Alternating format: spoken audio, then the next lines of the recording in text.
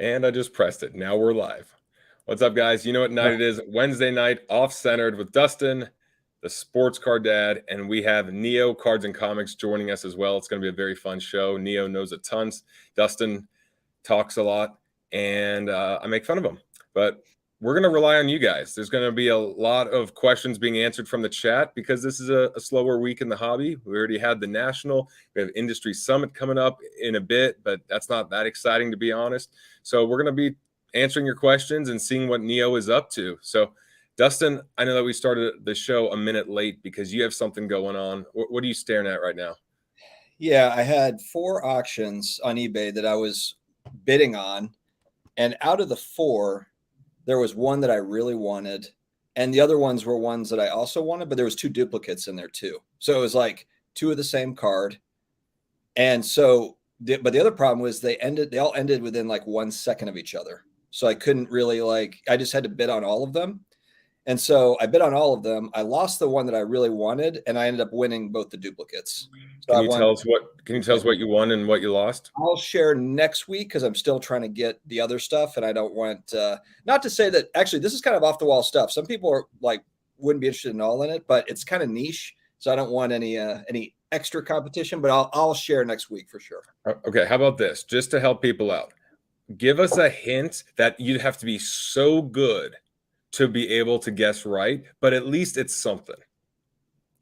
It's pretty easy to figure out. Drew Brees. I can't give a hint.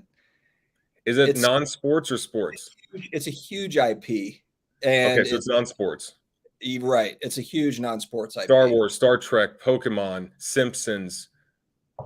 Yes. Indiana Jones. Oh, man, you got it. Yep. Indiana Jones cards. Okay, how about this? If someone in the chat guesses it correctly, you have to at least say, I've seen it in the chat, and that's it. So Fine. Throughout the show, if you guess the IP that Dustin has just been targeting and he sees it in the chat, then he will say, I saw it in the chat, but he won't say what it is. Is that a deal? Is that at least fair enough? That's fine. Yeah, that's fair. Okay. Awesome. Well, let's say hi to some of you guys. Joel is in the house. Great to see you, Joel. It's been a while. Stephen Ryan is here as well. Great I feel like I haven't seen Joel Kaplan in forever. It's been forever. I think we had to get Neo on to bring back some of the old people that used to just watch my stuff anyway. Oh, you're right. There's Triggerfinger. Here's all the rest of them. There it is. There it is. Yeah. So we just have to bring in Neo. 6 months. Oh, Joel guessed Super Mario Brothers. That's a pretty good one as well. Fat Albert, I see here. Good to see Iconic. Triggerfinger, great to see you. LA Collection, what's up, man? Good to see you as well. All right, so let's just go on to what's been up with you. It's been a week since we've chatted. What's this last week been like for you? Oh, man. Well, came back from the National, had a cold. I was testing negative, but I basically just had cough, sore throat type stuff. And so it was kind of battling that back to work. We had family in town from England. We went to Water Country, USA and Busch Gardens in Virginia with the fam. That was fun, but it's hectic and with all the kids and stuff. But yeah, no, I mean, it's been busy, staying busy. Well, one thing I will say that was an interesting theme for me last week is that I had 2 separate social outings with card collectors that had nothing to do with cards. We'll start with one. I went to the new studio where our podcast will be recorded at eventually, and it looks really nice. So I'm excited about that getting closer because I'll show you a picture later on of what the studio is looking like right now, but I'm excited about that. But I went with Coleman out to a really bougie, trendy restaurant / bar in West Hollywood. I brought him out of the Studio City Circle, and we went out and talked to a couple girls, and there were some cute girls at this place in West Hollywood. So we're going to be doing that more and more often. So if you guys don't follow Coleman or haven't seen him at shows, he goes to all the big shows. Really cool dude. He's a full-time flipper. He does a really good job. He's very popular in the hobby, but we've had him on several times, and he knows his stuff. And so it's cool to bring him out and us have a different type of engagement. And then Friday, I went out with a guy that you met briefly at the National, Josh. You met Josh Schultz at the National. Oh, you went to the concert with him? Yeah. So, and he was like, hey, your buddy Brad, I'm going to a concert with him. And what's funny is you saw Third Eye Blind. Yeah. That was my youngest daughter's first concert ever. My wife and I took her to Third Eye Blind, like for her, but really it was like for us. And yeah, they're great live. They're awesome. Dude, it was cool, man. Well, so this is what I like. This was interesting. I'm at this cafe in LA a couple months ago, and this guy sits next to me and just comments on, like, yo, you have your whole office set up, which, as you know, I like to work outdoors and at cafes and get out in the sun and whatever.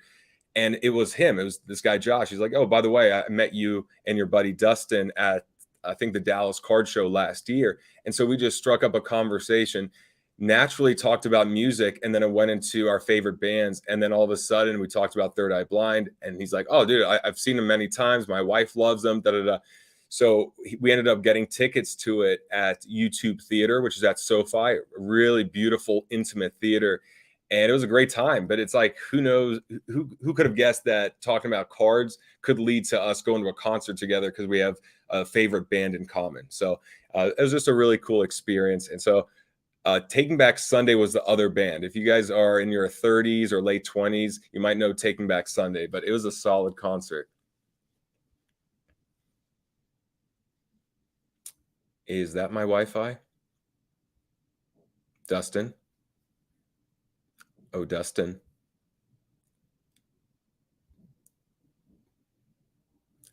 Okay. Rob, are you there? Yeah, what's up? Is Dustin frozen? Oh, it was Dustin's fault this Bye, time. Dustin. Okay. Bye, Dustin. I didn't even have to press the remove button. So it was. He just knew. He auto removed himself. Thank you. Yeah, and it's interesting because I'm in Vegas right now, and I tried to set up downstairs with the casino in the background because I thought it'd be interesting, but the Wi-Fi just was not working. So I'm up in the room. But anyway, man, good to have you back. What's up with you? Still recovering from the National. As we were talking pre-show, I got a little sick too. Never tested positive, but I'm running under the assumption that I might have had the Rona. But it's like day 14, and I'm still got a little bit of a cough and a little stuffed up and stuff. Isn't there other diseases coming out of Atlantic City? Aren't there, like, couldn't it be something unrelated to COVID, but just something AC related? I mean, it could be. I hope I never have to go back to that city again. No offense to New Jersey, but you might. I don't think so. I'd be shocked if the Nationals ever in Atlantic City again. What was your take on this year's National versus last National? Because I think that's when I saw you last time. Yeah, I think that's the first time we ever met was at last year's National. I mean, like, take the city experience away from it. Like, actual show floor stuff besides the Wi-Fi was good. Like, the corporate area was way better. In my opinion, I don't know if they've released specific attendance numbers yet. I actually think this year's National was busier than last year's. Thursday and Friday were insanely busy compared to last year, Thursday and Friday. And those were the cheaper hotel days, right? Yeah, that was my theory is that people came in, and I wasn't there Wednesday night, but I heard Wednesday was really busy too. But that was my theory because, like, my hotel on Thursday was like $200. My hotel on Friday was like $400. My hotel on Saturday was like $600. So I could see people sneaking in, getting the cheap hotel rate, and then getting the hell out of town before the weekend rates kicked in. And it also makes sense. I would imagine if you go first, Dustin just texted me. He can't get back in. I don't understand. It's like his first off-centered stream. Let me text him.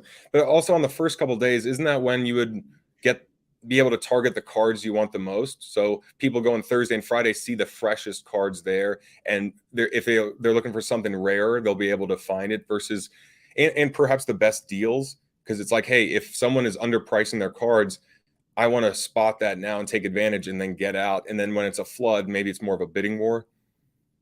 Yeah, I think a lot of the really good stuff is honestly gobbled up before the show floor even opens. You know, because the dealers are walking around Wednesday afternoon slinging deals with each other. So I think a lot of the stuff gets bought up then. And then they have the Wednesday night preview night for, I think it's like from, I don't know, 3 to 4 to like 8 or 9 o'clock in the evening or whatever. So I do think a lot of stuff goes then. But I mean, it's the National. There's there's just so much stuff there. It's ridiculous. You know what it's like. I mean, that show floor is massive. What was your favorite part? What was it a deal you got? Was it something that you didn't see at last year's National that you thought that this show was very special because of? I mean, the best part about the National is not the show itself. It's just hanging out with everybody. Like that's by Mhm. far and away the best part. Like, I mean, the old man to my left, right, whatever, Dustin and Steve and Charles was with us a lot, and just like a lot of viewers from the channel and the trade nights and the late nights and the running all around. Like, to me, going to the National is more about the social aspect than it is about the cards itself in the grand scheme of things. Yeah, well, that was the same as me. That's why I was like, well, the Mint Collective was my favorite show because it was less crowded, but it was more about handshakes and conversations and spending quality time with more people versus it being more like a zoo, which overwhelms me. But I know Burbank is having a big show. Burbank Sports Cards is having a 3-day show at the end of August. Have you considered going to that one? Even though I know it's Now, far from you, West but Coast travel is a nightmare for me. Yeah, what same. about you, Dustin? It's faster to go to Europe than it is to go to the West Coast. I mean, it's just a pain in the ass. I mean, it's kind of like, I feel like that's where Chicago is such a great spot because it includes kind of both. West Coast can get there, East Coast can, but yeah, I don't necessarily blame the LA people not making the Atlantic City trip because it was a beast, I think, to get there from the West Coast. So, but it was good. I mean, I heard all the yammering on about Atlantic City, and I understand that, but the show itself and everything that was going on was really good. I actually think the show floor was better laid out than Chicago was. Like, I think the convention center, like the building itself, the space is better than Chicago, other than the Wi-Fi. It's just everything else is not. So yeah, it's definitely wider space. You're not so crammed in there. Yeah, I agree. So I know Industry Summit's coming up. Is that something that you would attend, or would you scrap that one? Because that one's more quality time with the people in the hobby, but more content creators, but really more executives and people in charge. Very little actual. I didn't think there's any displays last year, but is that something you'd consider going to, even though it's Vegas? Well, Vegas is an easier travel destination just because there's way more flights to Vegas. I mean, I would consider it. It's not on my radar for this year. My next big thing, my wife and I are considering doing New York City Comic Con in October. We're not 100% committed to that, but that's on my radar. And then I have some decent like regional shows coming up, like 200 to 300 table shows. There's one in Shipshewana, and then the Midwest Monster is supposedly doing a fall show, which that show was really good that I went to in the summer. So those are both on my radar. Those are both in Indiana. I could drive to those. What's your strategy going to shows now? Has it changed at all? Because I remember at the National, you had your case, you were going around, and I don't know if you were leaning on trades more or you were doing looking to sell more of your stuff. But what's your mindset going into the next show? Let's say trading's a lot more difficult now on the show floor, in my opinion. I know a lot of the dealers weren't even really interested in trading at the National, and I really cut down on what I carried at the show floor. That was the biggest change that I made this National to last National. I carried way less stuff on the show floor with me. I focused bringing that stuff to trade nights because that's, trading's still very viable there.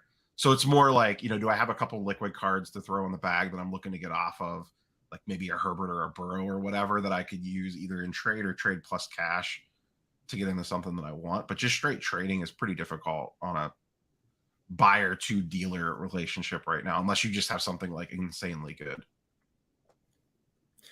I always wondered why there isn't just like a directory of people saying what cards they're bringing or like what they're looking for specifically ahead of time, especially a show as big as the National, just so someone that has that card can say, hey, I'm bringing this card. I'll be at booth number 153 or something like that. Because it's literally a needle in a haystack, isn't it? I mean, like there's very little organization and it's just pretty much no way of seeing who is interested in your exact cards without going around and just trial and error, right?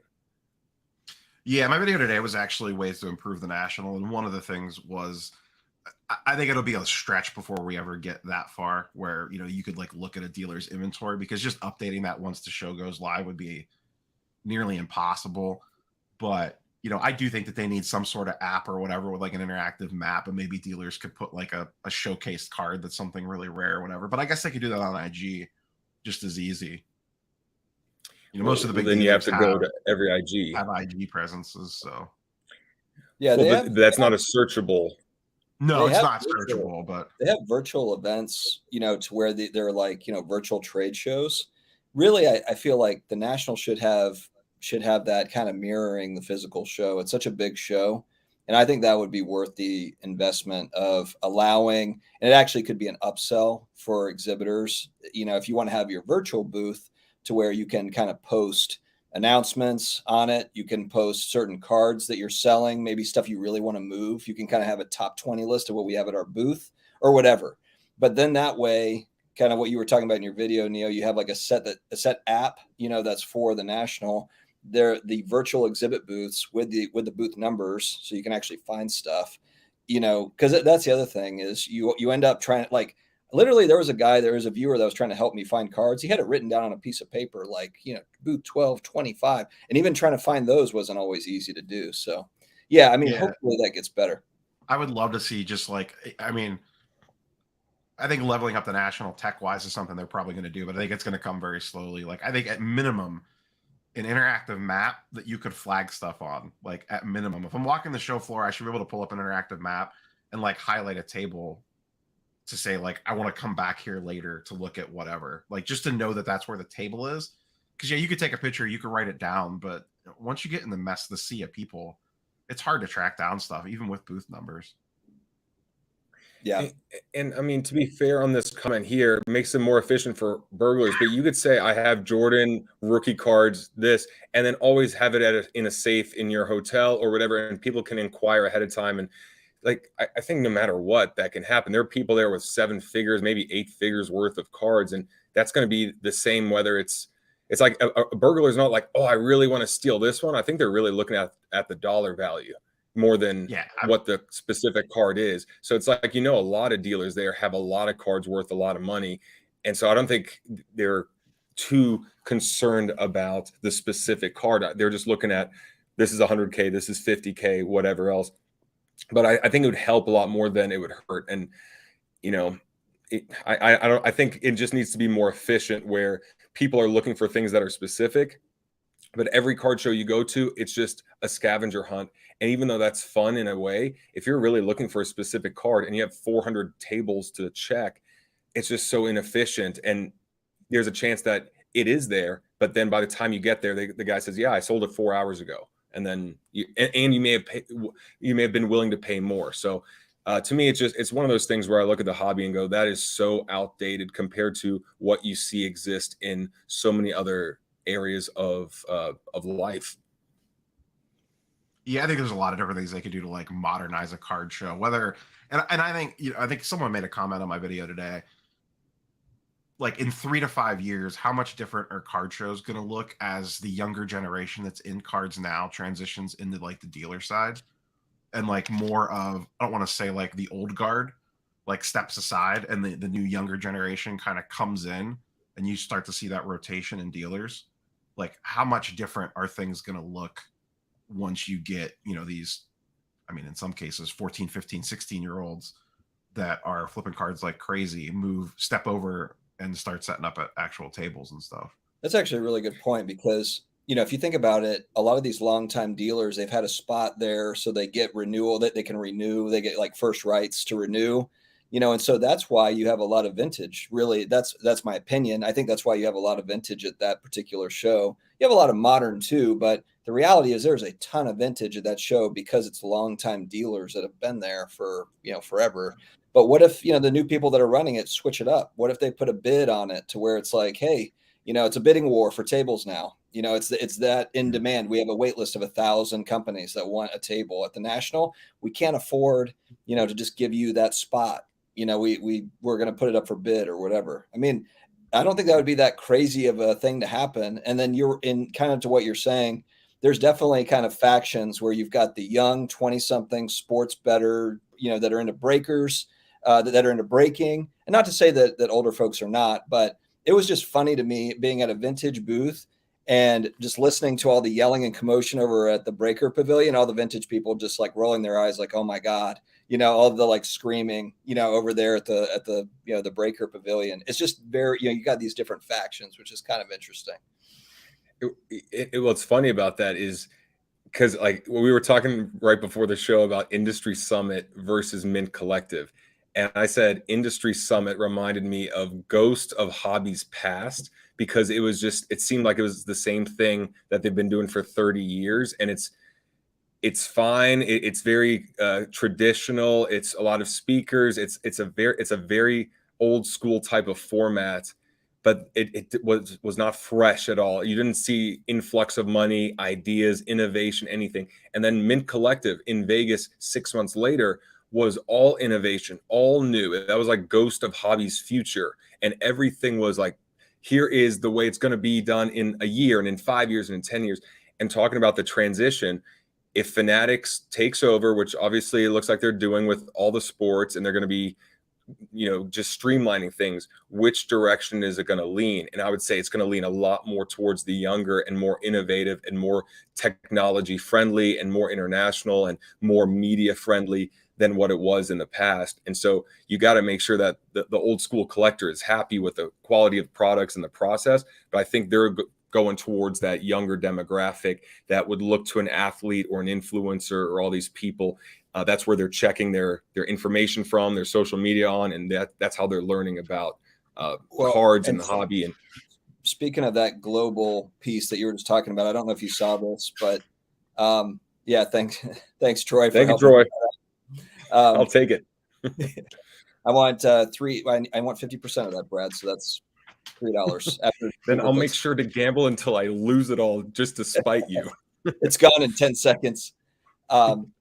Yeah, Topps Fanatics signed a deal with the Australian Basketball League, NBL, a multi-year exclusive deal, which to some that's like, oh, that's not really news. But to me, I was like, man, if they really venture out and start doing work in Asia and some of these places where there's a ton of card people that just don't have exposure, that's kind of an easy way for Fanatics to increase their bottom line too, without having to reinvent the wheel here in the US. There's a lot of demand out there, and just no one's been, I mean, if Fanatics had not taken over Topps would never have done that deal. The old Topps company wasn't going to Australia to make that deal. Yeah. So just on that, this is what I was thinking earlier, and it was based on what you said regarding, or it was based on your video regarding Fanatics selling cards at the Lids location, right? Lids sells caps, they sell jerseys. So if you're a sports fan, you can go in there, get your favorite Tom Brady jersey, Buccaneer hat, Tampa Bay Lightning hat, and you can get all that kind of stuff, which is great.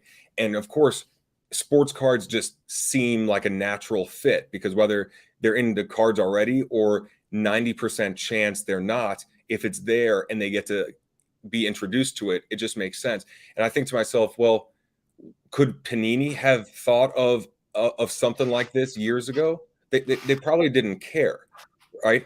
It's like Panini, I don't think cared to market the hobby at all, and so I would never put it on eBay to market the hobby, because they don't manufacture the cards. They're just hoping that you sell the cards once they're already in your hands.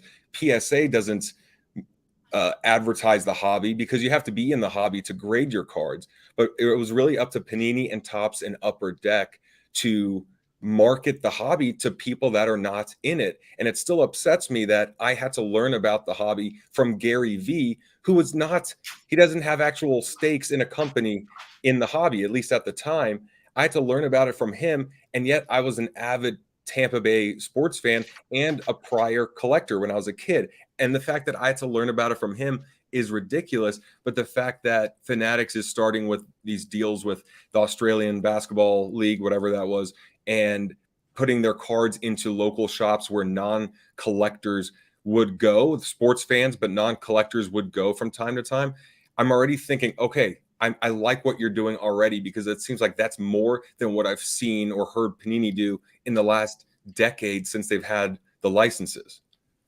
Yeah. What's your take on that, Neo? Yeah, and especially like the product that they're putting out there is smart. It's like Topps Series 1, Topps Series 2, Topps Update. It's like base level stuff that they can print to the ground. And they should, they should have products like that.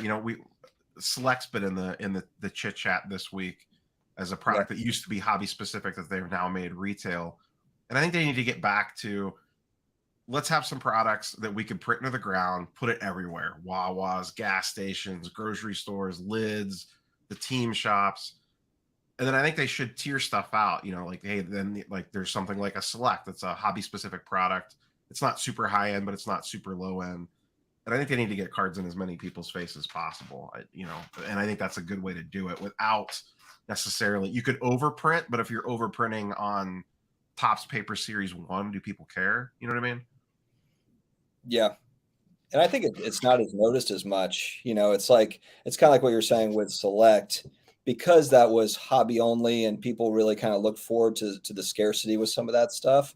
Once that got kind of screwy, people really noticed. But to your point, Series 1, where, that's always just kind of, whatever, people aren't going to notice as much if there's just boxes and boxes of that laying around Walmart or whatever, like during the peak of everything, people were talking about like kids can't find packs to rip or whatever. And it's like, just print Top Series 1 or whatever your base set's going to be.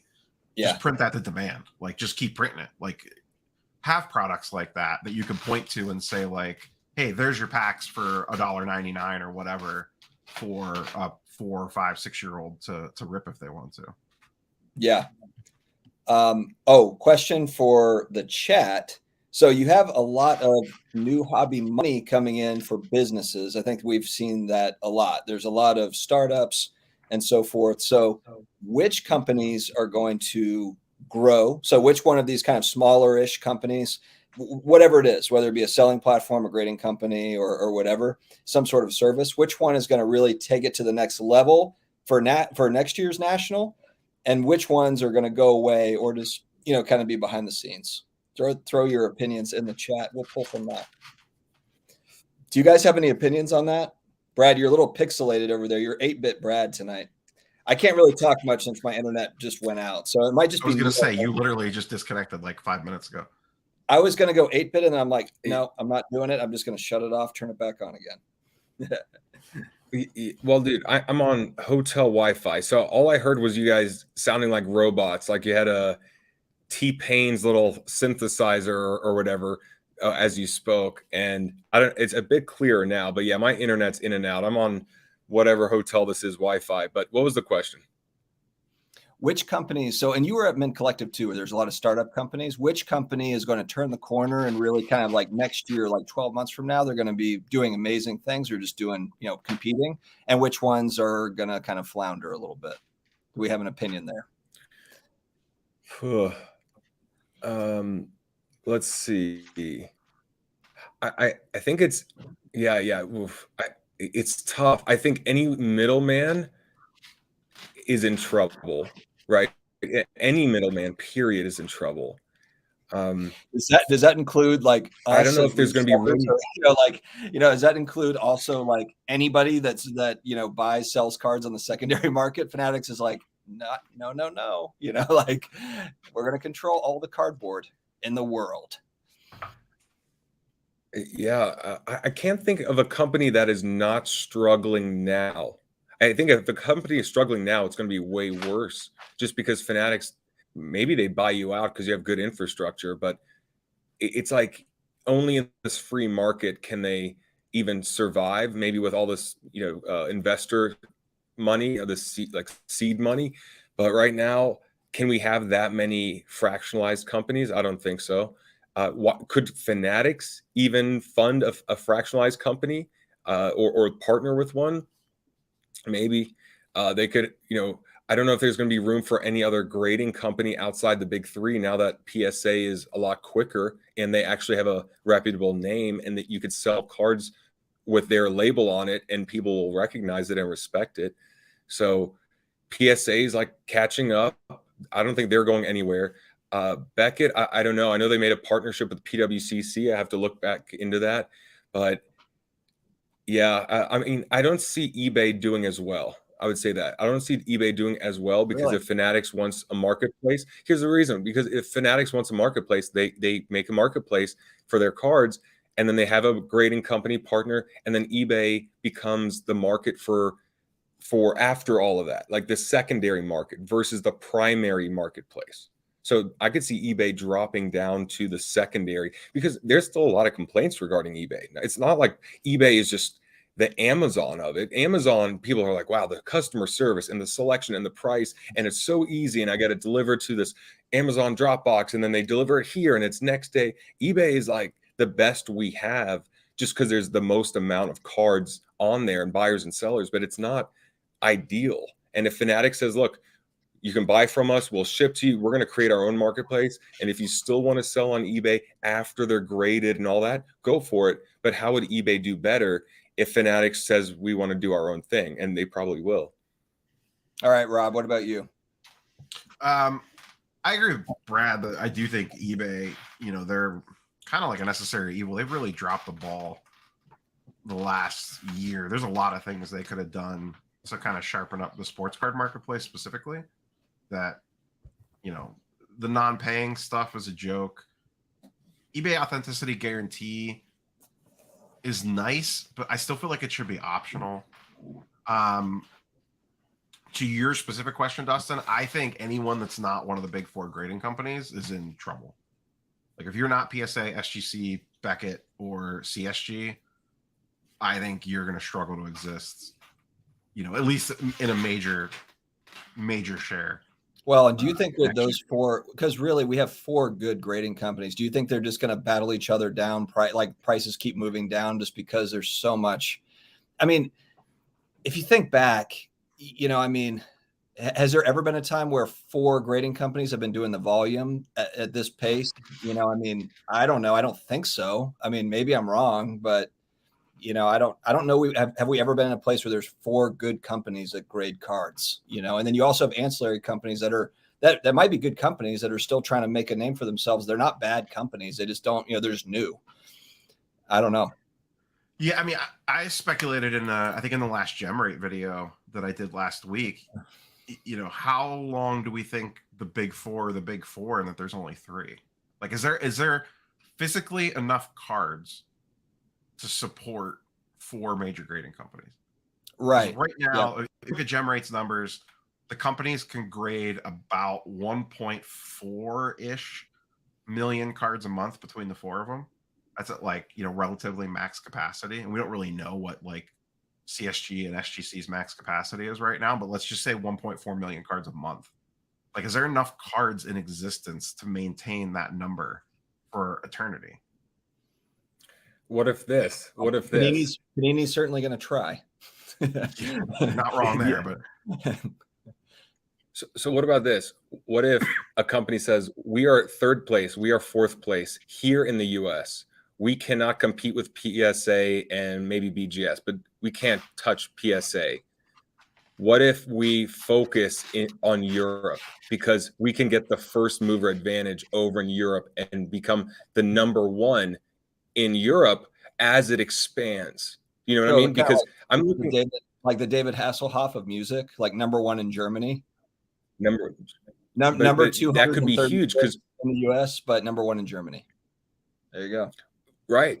But it's not a bad idea in a sense because you're getting crushed by PSA, which is number one here. But if you're looking at what Fanatics is doing with the Australian cards, and that's got to be like one of 100 projects to expand globally. And another question I wanted to touch on was, what about prices of cards? Are those going to go up, stay the same, or get lower? And I have a theory on that, but I'd like to hear from you guys. But I would really consider, if I'm struggling here, if I could open up overseas and create a presence early on. You might be the Beckett, the PSA of England, of soccer cards in England, or whatever else. And of course, it's easier said than done, but that's an opportunity where as the hobby expands in these other areas, which I guarantee Fanatics, that's the top of their list, because I doubt that they're spending all this money on the licenses and all this stuff to only stay within North America. I'm sure they have very big plans for international. It's not the worst idea to start thinking ahead. I hope they don't do it. I hope they don't have a preferred grading company, just being Fanatics and in control of the manufacturing. I really hope that they have access to, the top four or whatever. I hope it's not like Fanatics does a deal with X grading company, because it's going to be like, that's just going to suck, because that whichever company that is, is going to obviously have, a huge boost, whoever wins that contract. And that's not necessarily a good thing for consumers, I don't think. I hope that there's easy avenues to get to all the companies. Yeah, a couple things. One, couple things. PSA does have international offices already. They're in Canada, Europe, Japan, and I think somewhere else. So they already have a pretty good foothold in those places already. And I do agree with you, Dustin. I don't know that I want a preferred Fanatics grader or them to, I don't know if they would buy. I think they would actually just buy someone versus partnering with someone, unless it's like a CSG or something like that. I could see them maybe buying Beckett or SGC or partnering with someone, but I would prefer that they didn't. But I have a feeling they're probably going to, just knowing how they want to vertically integrate everything. Yeah, Well, I think that I mean, they I don't did know if mention it. my wife. Part of the, what's that? Well, okay. Brad, For one, are my you Wi-Fi like- is cutting in and out, so I'm not sure if you'll hear me. Yeah, you're like Tom Hanks talking to Wilson. I have no idea what you're talking about. Go ahead. Well, if this gets through, there's nothing stopping Fanatics from offering a partnership to everyone. Messed up? No, we got that. That's fine. That was a nice take. All right, let's move on. I'll run it, Brad. I'll run it. Okay. There was actually a pretty good. There was a good question. So, someone wanted me to ask you about your opinion on star cards, Neo. I think it was Raw Dog. Asked about star cards. You're not really an 80s basketball guy. Yeah, it's not really in my wheelhouse. I have a feeling they're going to, just like everything else, they're the hot thing right now. I wouldn't be buying them right now because they're probably going to be inflated for at least a little bit, and then they're probably going to pull back like everything else did. That being said, like the populations on the Jordans are obviously going to be way lower and that sort of stuff. Like if you were going to go for one, I would probably want a star Jordan over an 86, but I don't think now's the time to probably try to buy one. You're probably better off to wait, let things settle, and then circle back in like 6-8 months. It's not like that card's going anywhere. Yeah. They're not. I mean, they're more rare certainly than 86 Fleer, but they're not. I mean, they are out there. They're not, one of ones or whatever. I just think it's funny that there's such a rush for PSA graded versions. I mean, when it just shows you the dominance that they have in the marketplace. I mean, there was those, I think we were talking about it in Discord, a BGS 8.5 star Jordan sold for, what was it? Like 30K or something. And a PSA 8 sold for 80K.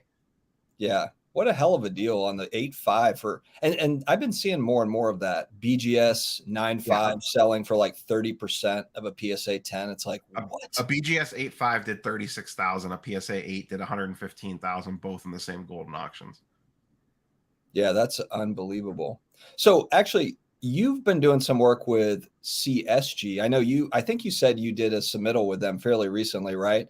Are you going to be using, do you have a certain game plan to use CSG, or is it kind of like, hey, I like their new slabs, I want to try it out, see how these do type thing? They're going to be my go-to for anything PC. Oh, okay. Because you like the slab and the slab that much, and they're cheap. Yeah. Like you could do, I think they just announced new turnaround times. I think their bulk grading is like $15 a card at a 30-day turnaround time. Oh, wow. Yeah. And that's, to me, that's a no-brainer. I mean, you've held their slabs before, haven't you? The new ones.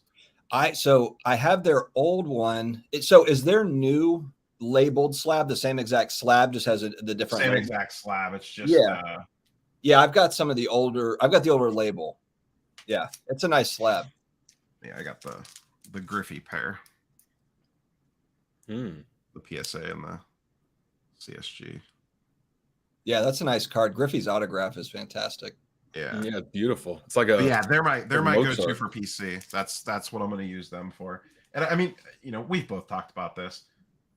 You really should be using all four. Like each one of the four grading companies has a spot depending on what you're trying to get done. And really, if you're not utilizing all four, you're probably not maximizing what you could be doing in the space. And I'm not saying you're going to use all four every month, but they're like tools in a toolbox. There's the one that you go to all the time, and then there's that specialty one that you might only use once every 3 months, but when you need it, you really need it. Which one would be a hammer? PSA. Which one would be a wrench? Which one would be duct tape? Duct tape anything that's commonly used for me would be PSA. So like the most common, like that's your screwdriver, your hammer, duct tape. So the one thing, if I can get this out before my internet craps out, is what I was saying is regarding grading, I could see Fanatics offering partnerships to every grader so that they can go straight from breaking or buying from them to whatever grading company. And if they don't accept the offer or they don't want to do business that way, that's fine. But I think that way Fanatics can say we are opening it up to every reputable grader that has been in business for 3 years or whatever it is, the top 5, top 6 by volume, so that you can choose which one you want to go to. So it doesn't look like it's unbiased, or it doesn't look like they have bias, yet they can still make a cut from sending it directly to the grader. Here's the problem, though, is I don't think they necessarily care about looking like it's biased. I mean, look at collectors. I mean, collectors is kind of like they've kind of already set that precedent where they've got action really in every space, so I don't think that I think they'll just be really, really careful about how they operate. But it wouldn't shock me if they do make a deal with one company. I really hope that they don't do that. But yeah, I mean, it will not be shocking at all. No, I think they're looking at every avenue to make money. There was one comment about Fanatics bought at the peak, and I said, no, I don't think so based on their potential, right? Based on what they can do, it's not the peak because it's the peak of it being tiny. You also have to assume too, they have, I mean, think about how intricate, how complex that business is with all the different apparel and different, retailers and everything. They probably have 100 different ways that they're going to make money off of it. They have they probably have it all mapped out on a gigantic whiteboard. So it's like, if these 9 things fail, we have another 20 things over here. They're not going to, now maybe in the short run, maybe it takes a little bit longer to get their money back or whatever, but in the long run, I don't think that they're worried. Well, one thing, let me say this too, real quick, is, I've heard a lot of people that are pretty pessimistic about the distributor. Go GTS is the big one, obviously, but then some of the other ones got cut out. I've really heard more people saying that that's just more of the pie going back to Fanatics. That's not going to be like cheaper cards for the customer. That's been an overwhelming. I've been watching a lot and like listening to all the comments and stuff. So that'll be interesting to watch, though. Like, I don't know if cards are going to get cheaper or if they're just going to keep that difference. Well, I suspect, and this is me, if someone is used to paying $500 for a card or for a box or for whatever, it's a lot easier for them to say, good, they're used to $500. What we can do is add more value and they'll be happy with the extra value, but we do not want to take money off of out of it unless we make some sort of deal where it's like you're still funneling that money back to us in another way. Okay, now it's $500 and 50% off your next football jersey. Now it's $500, but then you're also entered to win free tickets to the Super Bowl or something where they say, we don't want to take money off the table, but we have a lot of other ways to entice you to feel good about that $500 versus it just being the card. And I think that's where they'll go. And then they'll take that money and then they'll market the hobby even more and even bigger and make more athletes do breaks and maybe have commercials, which you mentioned in an earlier video, which I could totally see Fanatics doing a Super Bowl commercial from everything, every angle. Could do commercials, jerseys, and sports cards, because they have that potential. Yeah, what do I you think also, Rob? Yeah, Rob, you chime in. But the other thing I think that they are going to really go after too is sports betting, the breaking and sports betting piece. I just looked it up. It's in 2021, it's a $76 billion industry. And you think about DraftKings and some of these huge companies. By 2029, it's expected to be $167 billion. I mean, Michael Rubin did not give up his 10% of the 76ers for nothing. He's going to make that money back on sports betting through Fanatics. Think about that. He gave up ownership of his favorite team to do this. So, but go ahead, Rob. A couple things to Brad's point about like the prices not changing. Yeah, I agree. The prices aren't going to change, but I think you're going to have easier access to cards. You're going to be able to go on fanatics.com and buy not everything, but you'll be able to buy a lot of stuff direct that you couldn't get in the past. And the whole, like, did Fanatics buy at the peak or not? They may have, but the thing is the whole reason Fanatics entered the spaces is because they looked at it and were like, you idiots, you guys are leaving like 40% of the profit on the table because you're giving it all to the distributors. So even if they bought at the peak, they're going to build in so much money back to them just by cutting out distribution that, you know, they're going to make up. Even if the industry dips 20%, they're still going to be fine because they're still going to be making more money. Plus, you know, to Brad's point too, they're going to be getting every piece of the pie by having the whole thing from top to bottom. You know, they're going to sell you the card, then you're going to vault it with them. So you're going to sell it on their platform. So now they're going to get 5% of every time that card sells. You know what I mean? So that's all value add for them, where they're going to keep constantly like just taking, you know, like 3% here, 4% there, that Topps and Panini and stuff were not getting before, because they have the whole thing all wrapped up. And then, I mean, they could literally, if they wanted to, probably use cards as a loss leader just to get the gambling money, just to get everyone that is entering breaks right here to now gamble through Fanatics gambling, sports gambling, or sports betting platform instead of DraftKings or whatever else. Because like just Dustin said, that's a massive industry that's growing. I'm here in Vegas, and there's like Jamie Foxx posters with him promoting, I think, MGM's sports betting, and you have all these celebrities promoting all these other sports betting companies. And it's like, well, all right, well, people that are entering breaks are basically doing the same thing. I would imagine of people breaking cards, 70% or some really high percentage are actively betting on sports games. All right, well, let's get those people in on the card side, but we really want to funnel them to our sports gambling business. So yeah, I don't see you could do a lot of cross promotion where it's like, hey, if you do a 3-team parlay, maybe you're not a card guy, you're a sports gambler guy, and it's like, hey, if you do this 5-team parlay at minimum $200 bet, you'll get a free spot in a Prism Topps Chrome break. And maybe the reverse is true. Hey, you breaking guys, you guys enter a break, $100 a spot, random team, whatever.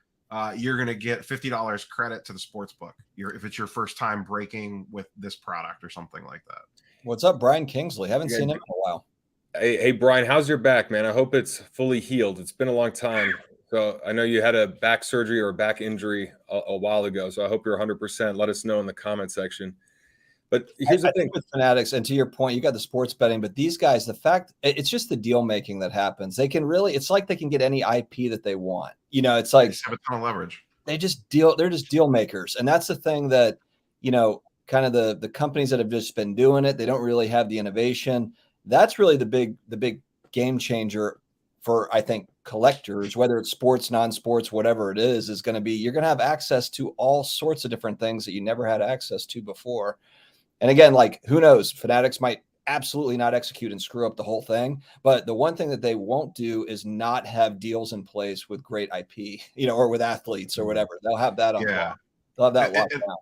From the IP side of things, and I know Brad was pretty big on this early on, and I know a lot of people gave him a bunch of crap because their first thing out of the gate was VFriends, but like, I think Zero Cool is going to be a significant player in the space and bring a lot of new business and new eyes. I know, like, Brad, you weren't at the National, but Dustin, you saw it.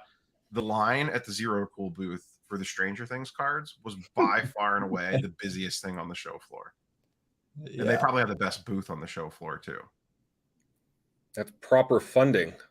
Well, no, you're right. They had the largest, it was a giant tower. It was the largest booth in the whole damn place was Zero Cool's non-sports booth. Non-sports. Yeah. When that clock went off, you could hear that thing no matter where you were in the building.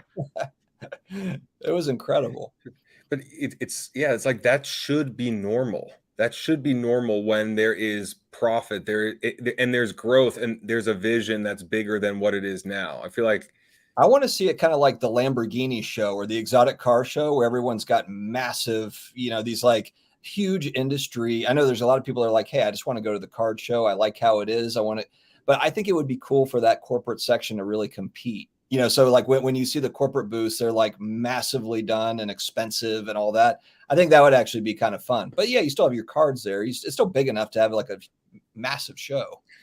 Yeah, I mean, there's 75,000 card shows a week anymore. I think it's okay if the National gets, I don't want to say a little corporified, but like, I don't want to see it go full like San Diego Comic-Con, but I think bringing a little bit more of that in there is good. You know, one of the other big things I talked about in the video that I did today about improving the national. To me, I don't think they utilize the main stage and announcements effectively enough. Like, there should be like, hey, here's Tops, Friday afternoon at 3 o'clock coming out to like lay out what their product lineup's going to look like for the next 6 months. Or here's Instead, they're breaking a repacked 86 Fleer box. Yeah. I saw a comment on that, and I completely missed that. Sports Card Radio did a video on it, and I completely missed, like, there was like 5 Johnson cards in a row, which is so obvious that there's no way in hell that and it happened like 2 or 3 times during the break. Like, it doesn't make any sense, I mean, so that was funny. This question by Michael: do you see any major changes for the local card shop when Fanatics takes over? I think this goes hand in hand with the discussion on just their takeover and how they appeared at the National and all this. The experience, I think they will make the experience, whatever they do, a lot more engaging than what it has been now. Because a lot of the card shows now is just straight up dealer or vendor, and look at my cards. Do you want to buy? Do you want to negotiate? And it's very simple.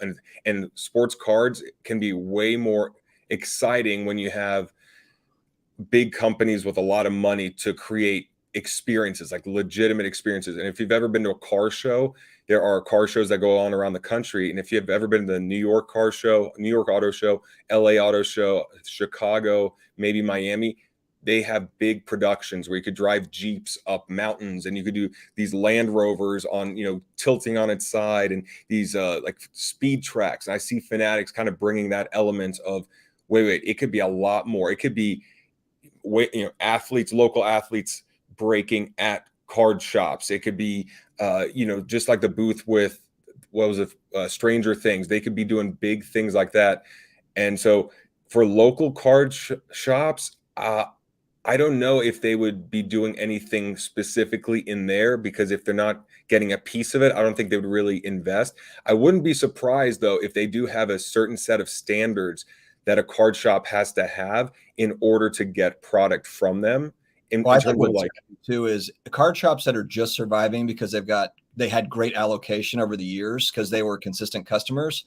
I don't think they survive unless they've got other pieces of business in place. If their main source of income is the allocation, they get great allocation on certain stuff, that's not going to be good enough, in my opinion. Now, it could be totally wrong. Maybe maybe that's totally wrong. But, I just think that, if you're just living and dying off that allocation, Fanatics is going to take a big piece of that money, as well as I think the days of breakers, you're a breaker out of your house. And, I think there's certain breakers that will continue to do well, but a lot of them will not.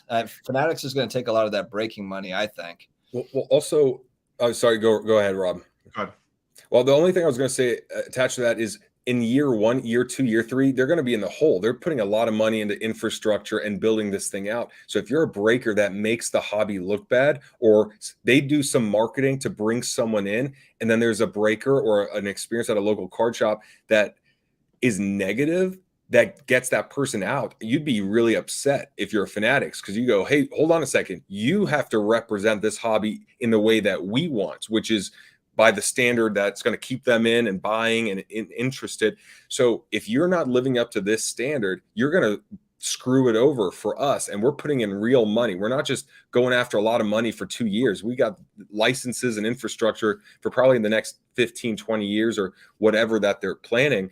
So I think the set standards for behavior, complaints, what the store's like, all those things could be elevated, and maybe it just weeds out the breakers that don't really have that high of a level of respect, or aren't liked that much, or the card shops are just not up to par and don't fit with the image that they want.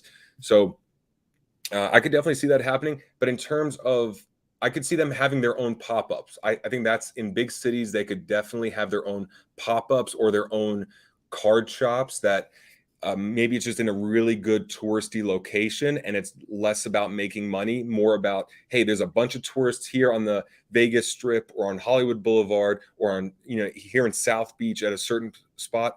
We're going to lose money on this location, but we want to create a lot of buzz, have the occasional athlete come here, and make it so that all the people walking by, 1% actually goes home and looks up sports cards and becomes somewhat of a customer. Yeah, I think I've been saying this for a while. I think the old school LCS is going to get cut out of the pie. I don't think, Fanatics cutting out distribution. You're going to be going more and more straight to Fanatics, I think, for product as an LCS. And I think one of the things that they're going to be looking at, and they've alluded at this in the past, like I think they want to see a modern shop, and those are going to be the people that get the most and best allocation, is my theory. You know what I mean? If you're a card collector too, or an indie card exchange, or an RBI crew, or a 101 or something like that, like these more modern shops that have a shop, they have a big presence on IG, they have a presence on TikTok, they have a YouTube channel, they're doing content, they have these other social media things that they're into.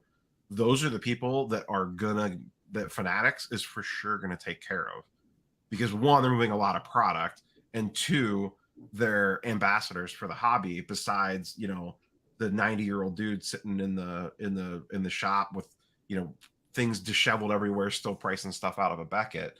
Like to Dustin's point, the guys that were just living on allocation, getting their case of whatever, making 30% on it, 40% on it, and waiting for the next case to come in, flip and do the next thing without actually doing anything to like be an ambassador for sports cards, essentially.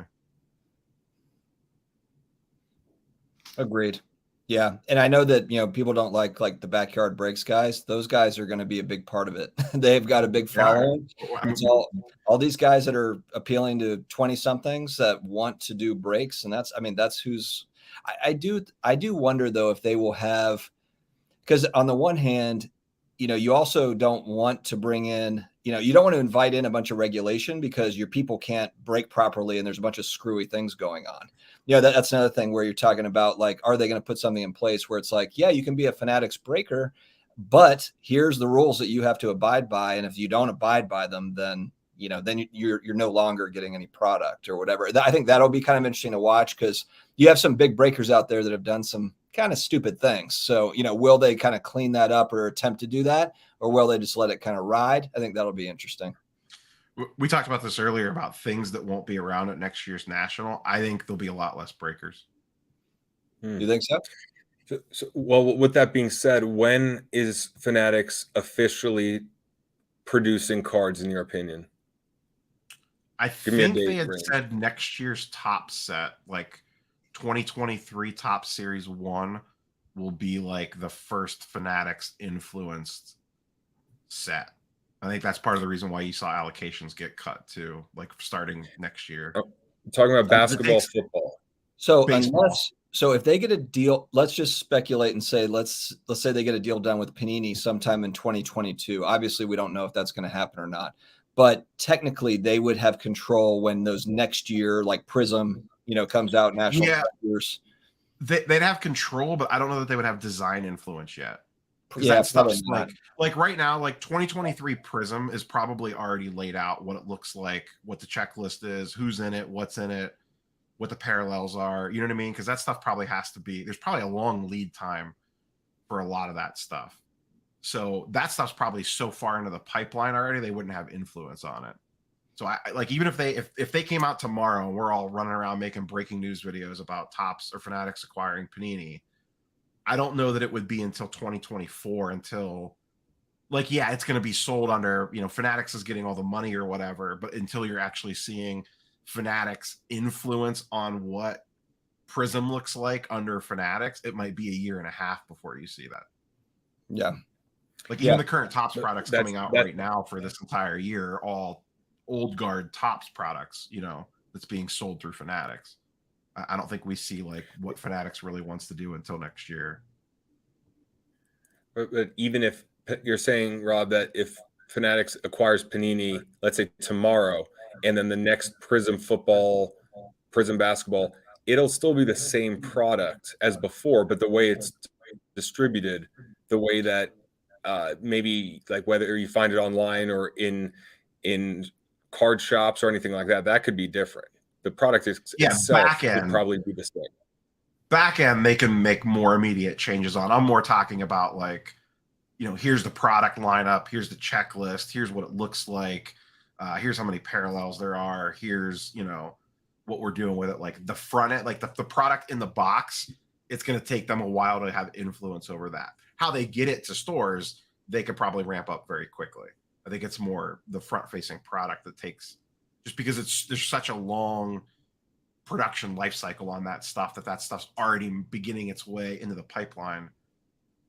So it would be hard for them to come in and be like, oh, no, we're totally revamping Prism Basketball that's going to come out this year, with like Chet Holmgren's rookie cards. I think that stuff's too far down the line already for them to change anything, even if they bought them tomorrow.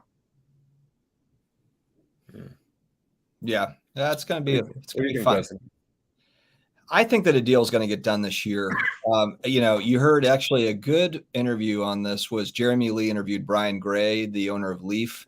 And Brian Gray pretty much said that he feels like that's a done deal. He doesn't know, obviously, but he's on the inside. He works for a manufacturer within the business. If anybody would have any sort of inkling into anything, I feel like he would be somebody that would know something. And he said, like, obviously, I don't know 100%, but there's so much smoke around that story that, I don't think it's going to shock anybody. It's in the same way we were talking about Topps, going back to the end of next year. It was like, what's your big, bold prediction that Fanatics is going to acquire Topps? And they did. Pretty easily, like 3 days after the first of the year. Yeah, I mean, it's just one of those things. It just makes sense for everybody involved for Panini to just do it. Just sell off keep your European sticker business, sell off your North America stuff, and go back to your sticker stuff. It just makes sense. A lot of people have been talking about this too. Like, you're seeing Panini like getting their ducks in a row. Like, there was the redemption stuff a couple weeks ago where it's like, hey, we want to flush all these redemptions out of the system. Yeah, get it off the books. Other things like that like on a one-off doesn't seem like a whole lot. And then when you start like looking at all the different puzzle pieces and you're like, they're doing the redemption thing and they got this other little thing over here and then they did this other little thing over here. You could see it as like, hey, we're kind of like priming ourselves, cleaning up things on the back end to either inflate numbers or make us look a little better, or you get liabilities off the books for a potential acquisition. Plus, they don't want to have to, wonder if their version of National Treasures or Flawless is going to be, profitable or popular. Like, people might hate the Fanatics version. They want proven stuff, and the Panini stuff is proven. Whether you like Panini as a company or whatever is irrelevant. I mean, the fact is they can sell the hell out of the Prism. They sell National Treasures. The stuff is likes. I mean, and so I feel like it's going to get done. There's no way it doesn't get done. It's in Fanatics' best interest, I think, to do it sooner rather than later, because, Panini's not exactly going out gracefully with some of the shenanigans that they've been doing the last couple months either. No, yeah. It's a cash grab, I believe. And I gotta say, I'm sure most people that work for Panini are good quality people, and hopefully they'll get jobs at Fanatics or whatever. But in terms of the way it's going about it, and I understand we don't want a monopoly, but it's not like this system right now has been very good, where a social media influencer has to market the hobby to people because they don't market their own hobby, and yet they just overproduce, and the quality of cards are low and all that kind of stuff. So because a company is starting new with a lot to gain, but also a lot of money in it, and this is early on with a very long vision, I would hope that they have a long-term mindset, because the more of the long-term mindset they have, the more they're likely to do the right thing. So I'm excited for it because I think it'll be an improvement. Obviously, a monopoly is scary. However, this system right now is not very good, because right now it is a monopoly on cards if you want basketball or football. It is a monopoly if you want baseball. It is a monopoly if you want Michael Jordan cards or if you want hockey cards. Right now, that's what the licenses are. The open market is for grading and platforms to sell it on, but it's still a monopoly right now if you want licensed sports cards. Yeah, anytime you have exclusive licensing, you're always, to your point, you're always going to have a monopoly in something. It's not like you can, if I want an Evan Mobley card in a Cavs jersey, I have to buy it from Panini. There's no other choice. Like, that's all that there is. All right. Well, let me ask you. Let's close it up, because it's 7:05 here on the West Coast. We want to respect your time. What are you looking forward to the most? A card that does not exist right now, whether it's an IP or something that you would love to personally have. It could be a cartoon, a TV show, a movie, a sport that's just not really popular. What would you love to own that doesn't exist? Ooh. I would love to see some like throwback 80s stuff come out of like Zero Cool. Like whether that's, just basically mine the 80s cartoons, whether that's G.I. Joe or Transformers or He-Man or, run down the list, pick whatever one you want from basically my Saturday mornings. I think there's a lot of stuff that could be done there because that's stuff that like has had cards in the past in some shape or form. But, to get like a fresh take from, from a Zero Cool on something like that, like I'm impressed with what I saw of the Stranger Things cards and the preview images from that set where they're kind of taking that, and we haven't even seen like the full release on what that's going to look like yet. So take that spin and toss it on a GI Joe, like an 80s GI Joe set or something like that, or Transformers. Like I'd be buying those boxes as fast as I could get them. I don't know if I asked Dustin the same thing. Shout out to GD, personal grazing cow over there, and he's the one that dubbed you Neo, or he claims he did. I mean, that very well could be the case. I don't remember that, but that very well, I wouldn't be surprised. Just run with it. Just take it. Nobody remembers, so GD's just taking that. Yeah, he's like, hey, you got it, GD, it's yours. Nobody's gonna know. So yeah, okay. Political cards would be awesome. Political cards with autos, and be like, you get a presidential card and be like, I gotta own this because I think they're gonna get assassinated. Like 65% chance he gets assassinated. So let's get the auto. What would you love to see? I really like actor auto stuff. I've definitely been leaning in this, like on the Star Wars side. I've been looking more and more at like on the Star Wars side, I don't really care about the shiny stuff, but I do like the actor auto stuff. I'm excited for potential Stranger Thing actor autos. If I could get like an Eddie actor auto card, that would be awesome. What about you, Dustin? What's something that doesn't exist that you would love to have? I'm doing that. I'm heavy into actor autos right now for a certain IP, but yeah, I mean, I think with all the 80s, 90s nostalgia stuff, you could go a bunch of different directions with it. I mean, there's a lot, but the one thing that I like though is kind of what Rob was saying is, yeah, you did have kind of cards, I'm pretty sure there was like Beavis and Butthead cards, but the quality and stuff wasn't like there's not quality, from 1990 the same way that we have right now, that they're putting out. If you have kind of a more top of the line, type stuff, Gremlins or whatever they end up coming out with. Yeah. What was that? Dakota just quit. Is that a thing? I'm sure. Is he live? He's doing it live right now. Of course, Dakota is being all dramatic and going live at the same time, and then talking about how he quit. Like he's so damn dramatic. Anyway, are you going to shots fired? Yeah, I know. It's like, oh, I could say that he did a reaction video to me a couple weeks ago trying to sell Market Mover subscriptions. Yeah, you guys pick at each other, so it's fine. We have one free shot against them. He took one at you, so you get one back. I loved how he went live just to throw his hands up in the air and burst into tears and quit YouTube.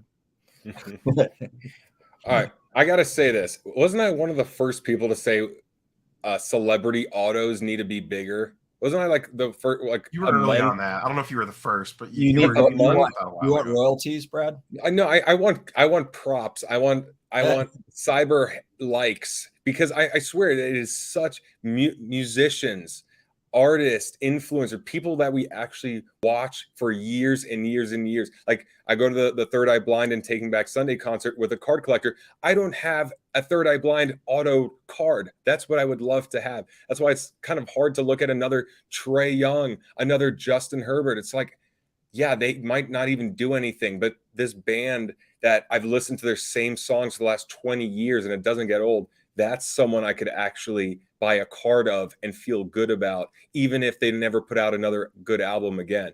So I would love to see more of that. But I feel like nothing good exists, or very few of that stuff exists. That's quality. That's good. So anyway. Yeah, this is my most favorite card that I bought this year. Judson Penstone just totally rolled you, Brad. No one wants a Third Eye Blind auto, bro. Then Judson, hey, I'll take it, man. Sorry, we just passed on. I love that card, Rob. The Mandalorian card. Yeah, this is the most. Yeah, this is my favorite card that I bought this year. It'll be tough to top this. That's a cool card. Cool. I didn't that realize. looks pretty good too. Well, now Plus, what's Pedro happening Pascal's too, like was one of my favorite actors on Game of Thrones too. So it's a double dip. well, and you see that's what's happening now is people are going back like, wait a second, like what is already out there? You know, I think didn't Steve buy a bunch of Game of Thrones autos at the National? I mean, like you're starting to look back like what's already out there that I just don't even know exists that, you know, was made by Topps or whoever. So Brad has a semi-charmed life. That'd be a perfect auto. Oh, but seriously, you all have a favorite band, a favorite singer, a favorite actor, actress that you'd love to have an auto card of. So anyway, I think we're gonna wrap it here. Give Dakota some airtime on the YouTube wavelengths.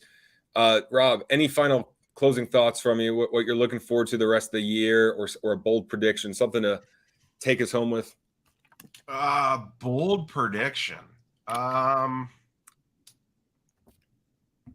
Bold. How bold do I want to go?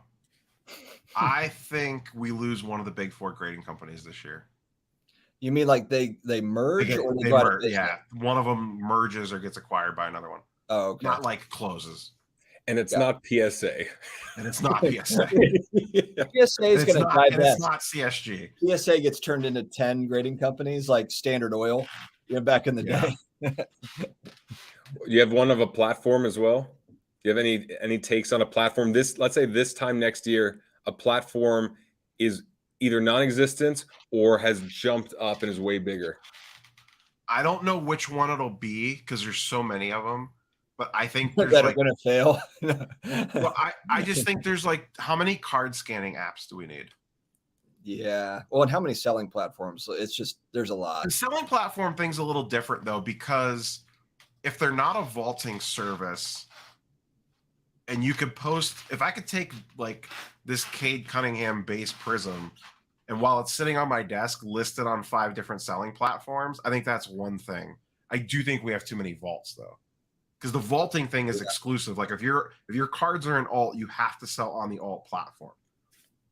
At least if this is sitting in front of me here, I can list it on eBay, I can list it on My Slabs, I can list it on Facebook, I can list it on IG, I can list it on Twitter, and probably 3 other selling platforms that I'm forgetting about. So I do think we have too many vaults.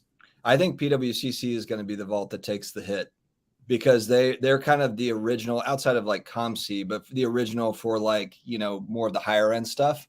But PWCC has not really had competition up until the last couple of years in the vault game. And now you've got monster companies that want a piece of that.